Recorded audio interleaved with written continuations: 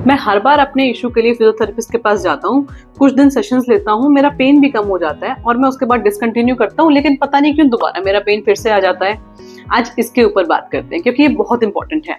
अब usually clinics में जब लोग आते हैं तो जो इनिशियल फेज होता है ट्रीटमेंट का वो पेन मैनेजमेंट होता है या इन्फ्लेमेटरी मैनेजमेंट होता है, क्योंकि ज्यादातर लोग अगर आते हैं किसी भी मसल या जॉइंट का प्रॉब्लम लेके तो वहाँ पे सूजन डेवलप होती है, इन्फ्लेमेशन होता है, पेन होता है।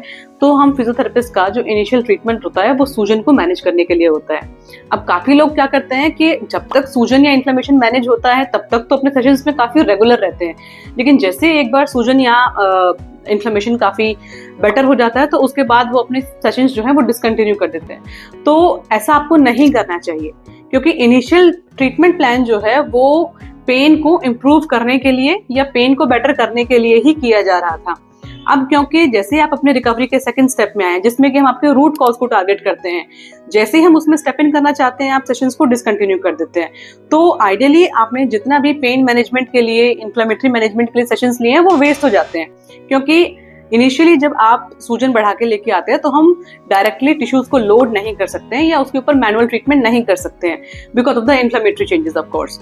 तो जो इनिशियल फेज होता है ट्रीटमेंट का उसमें हम इन्फ्लेमेशन को मैनेज करते हैं। इसीलिए आपको जब पेन मैनेज हो जाता है या सूजन कम हो जाती है तो उसके बाद आपका एक्चुअल ट्रीटमेंट शुरू होता है, जिसमें कि हम आपके रूट कॉज को एलिमिनेट करते हैं या उसको टारगेट करते हैं। तो ऐसा कभी भी ना करें।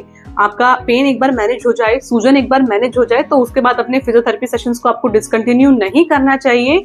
इनफैक्ट अब आपको मिलके एक एक्टिव अप्रोच बनाना चाहिए, अपने फिजियोथेरेपिस्ट के साथ मिलके आपको ट्रीटमेंट प्लान डिस्कस करना चाहिए कि फर्दर अब क्या किया जाए, क्योंकि पेन और सूजन जो है वो मैनेज हो चुका है।